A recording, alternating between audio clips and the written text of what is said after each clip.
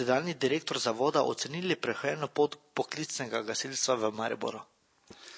Ja, poklicno gasilstvo v Mariboru ima že zelo globoke korenine in sicer letos zavod praznuje 60-letnico obstoja, ampak s to 60-letnico obstoja ne moremo opredeliti začetek poklicnega gasilstva v Mariboru.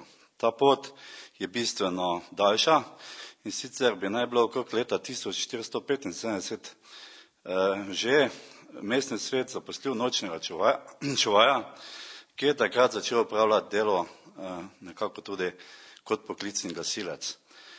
Pozneje se je zaradi požarov v Mariboru začela ustanavljati prostovoljne gasilske enote.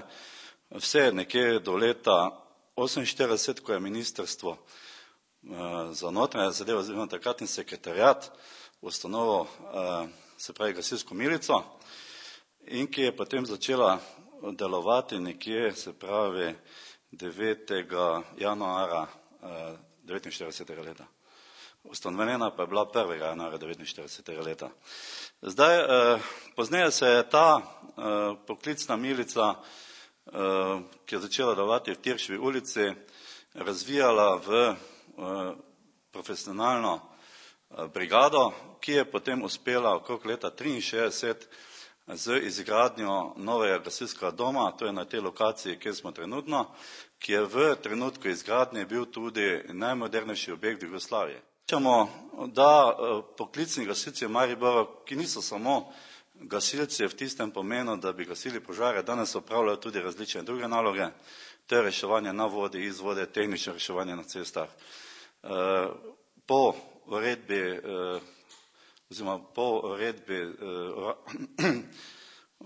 organizirano opremljanje usposabljanja sil za zaščito in reševanje, pa opravljajo tudi dekontaminacijo v primeru razlitja nevarnih snovi in drugih primerih. Tu ne bom pomanjševal pomena prostovoljnih gasilskih društev. Ta društva so vsekako potrebna in zagotavljajo močno podporo poklicne enote, ampak prvi vrste pa so poklicni gasilci tisti, ki v Mariboru zagotavljajo požarno varnost. So se gasilci med ljudmi utrdili mesto, ki jim pripada? Ja, to je pravzaprav zelo težko oceniti. Nekih meril o tem oziroma neke raziskave o tem v Mariboru nismo opravljali.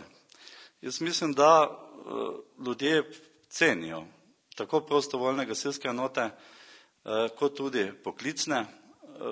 Zdaj, če gledamo samo mnenje mestnega sveta v Mariboru, ne moremo zaslediti nekih negativnih izstopanj oziroma kritik.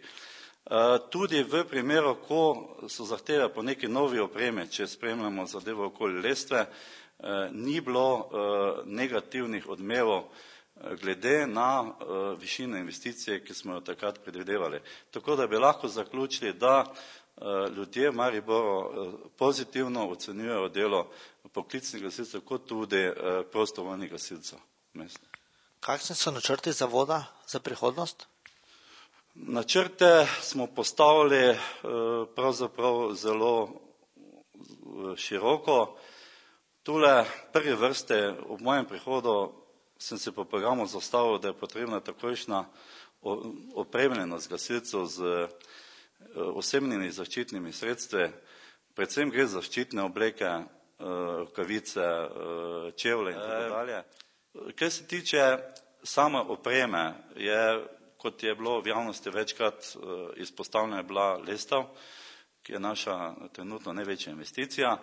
Nadalje smo nekako predvideli tudi sredstva za nabavo nove cisterne, namreč obstoječa cisterna, ki jo imamo, je z nekega prejšnjega obdobja, gre za izredno staro vozilo tam, ki seveda več ni primerna za prevoz vode, in pa obnovitev vozila za potapljače. Tu se moramo dotakniti obstoječega objekta.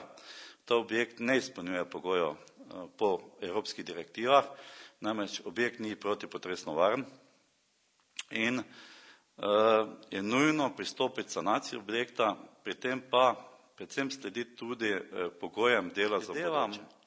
Da bo v teh letih, ki so pred nami, ta zavod seveda dobil in opremo in uspel skratka obnoviti objekt do te mere, da mu spet govorimo o nekem modernem centru zaščite in reševanja in seveda, da sam izlet ne bo nekako že počasi moteč za občane, ki se seveda peljejo mimo tega objekta oziroma ga dnevno vidijo in spremljajo.